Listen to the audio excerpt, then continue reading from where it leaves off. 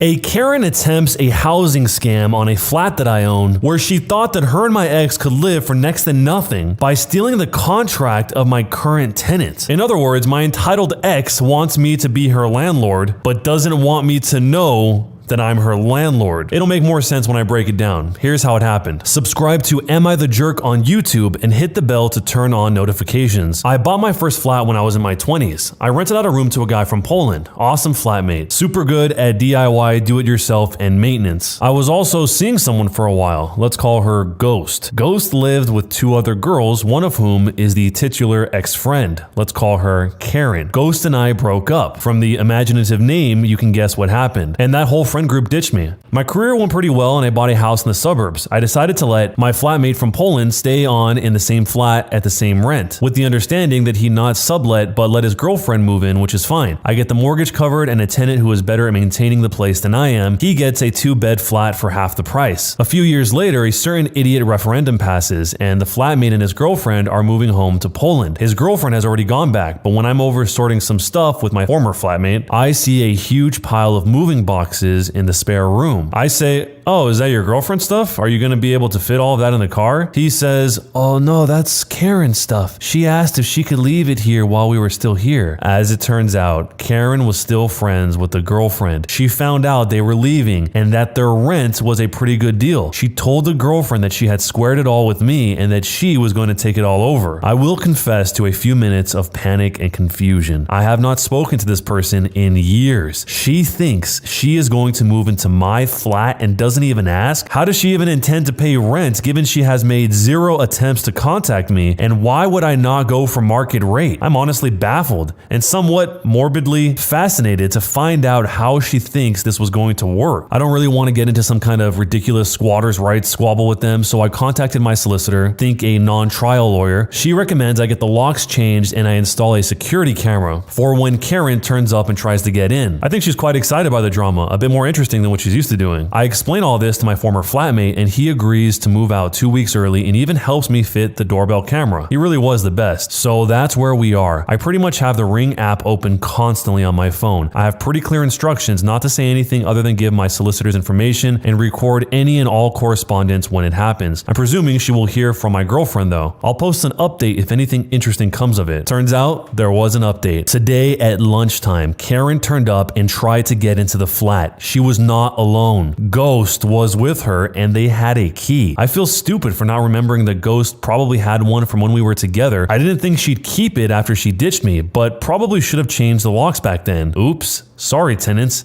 My ex had a key to your flat the entire time. The camera didn't get the preamble, but they came up to the door and tried a key. "It's not working. Then there was some fumbling. He freaking changed the lock."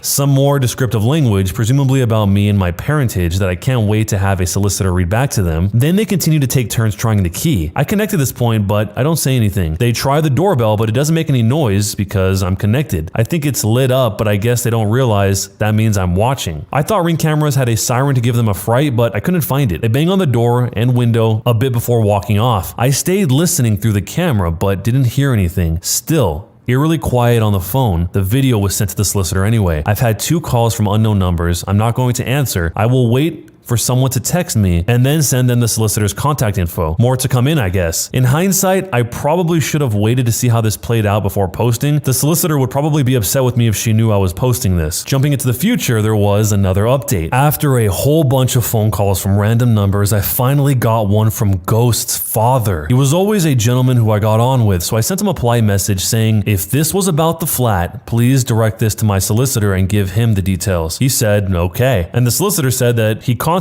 her and is going to meet her on Friday, so I guess I could update the title to say that my entitled ex wants me to be her landlord. I did some snooping on social media. I deleted my Facebook years ago. It seems that Ghost and Karen's other housemate is getting married soon. They were all living rent-free in the bride's nan's old house, so I'm guessing the impending nuptials are the reason Ghost and Karen are looking for somewhere new and cheap to live. Not really my problem though. So this is how it all turns out in the final update. Things have taken a turn from entitled to just plain dumb. Karen, Ghost, and Ghost Dad met with the solicitor today, where they unveiled their secret weapon. They had a copy of my lease with my former flatmate. I was right in that their rent-free ride was over and they had no money saved. Ghost had used me as a cash machine for years. I guess she just thought that I would roll over. Lol, no, as the kids say. So these brainiacs' plan was that they would take over the existing lease agreement with my former flatmate and girlfriend without my involvement. They had a key, they had my payment details from the tenancy agreement. Girlfriend just cost former flatmate and her a wedding gift. Luckily, the account's sole purpose was for rent, so I can change that number easily. They thought they could just write their names on the form as well, and it would all be legally binding. Never mind the fact that there is no subletting, the agreement was with someone else, and the agreement was terminated by my former flatmate. Solicitor says they only tried to argue their point for a minute before giving up. Meeting at her office gave her a real home field psychological advantage, I think. That and, you know, every law on the land. She was laughing on the phone about it. Honestly, these people are nearly 40 years old. How they have no idea how a lease works is beyond me. Although I don't think they believed it, I think it's just because they got caught and are trying to spin it. Long, stupid story short, Ghost Dad had agreed to pay a moving company to collect the boxes and bring them to his house. I need to be there for that, but I will slam the door at the first sign of anyone other than a mover. I'm out about 350 quid in solicitor's fees. I can accept that. Like I said, no wedding present for my former flatmate now. I mean, I'd preferred to not have that happen, but who knows what would have happened if they got in or got their day in court. There is a non-zero chance I could have been put in a bad spot by a justice based on some sob story. Even in the likely case I'd win, the only people who make money in these things are the lawyers. Punitive damages aren't really a thing here. The courts would just send everyone on their way. At least I'll always have a video of my ex failing to pull a fast one on me and the record of her being called to my solicitor's office like they've been called into the office by the head teacher. A quick note on why I don't just chuck her things out the door. Flats here tend to be open to the outside, not a corridor, so it would be the same thing as chucking it out in the rain, and there is a legal duty of care. It's called being an involuntary bailee. It sucks, but it's a pretty common landlord problem, and Karen is a Karen. At least twice I've seen her complain in a restaurant to get her meal comped. Rules are a weapon to use against others. She would absolutely have made trouble for me. So that's hopefully it. Thanks for sticking with me, and hopefully at the very least it will serve as a cautionary tale about changing your locks if you get dumped. With all that said, was I the jerk? I'm stretching my mind, I'm opening my eyes, and still I can't see any possible way that Karen and the ghost thought that this would actually work. How could this even possibly happen? Maybe they just thought that he would eventually find out and that he would just be fine with it. The original poster did say that his relationship with the ghost was one where he was a cash ATM for her for years. So maybe she really did just think that the inconvenience of getting her out would be too much and he would just keep her there at this ridiculously below market value rent place. Or maybe they were going for the squatters angle. Maybe they thought once they got in there, they would have squatters rights and they would be able to make his life miserable and he would just comply. Other than that, I can't really fathom how this would work, but maybe you guys have some better ideas. Let me know down below how you think something like this could actually be pulled off. I mean, even if he never went to the flat ever,